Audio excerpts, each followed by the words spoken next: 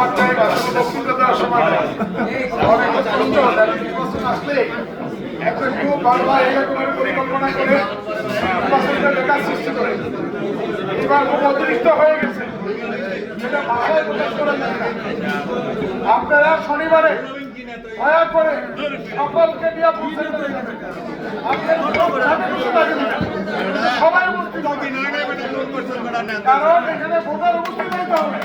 উপস্থিত না হইলে দুঃখজনক। এত কষ্ট করে আমাদের মুরব্বী হক ভাই, এটা আমাদের দায়িত্ব ছিল বর্তমান কমিটি।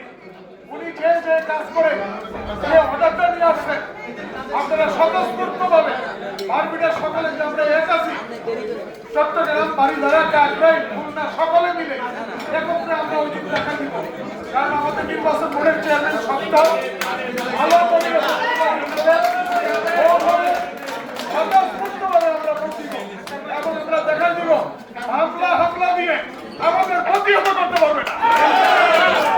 আমরা চাই বারবিটা, সুষ্ঠু বারবিটা, দক্ষ বারবিটা, অভিজ্ঞ বারবিটা, হক ভাইয়ের নেতৃত্বে। সকলকে ধন্যবাদ।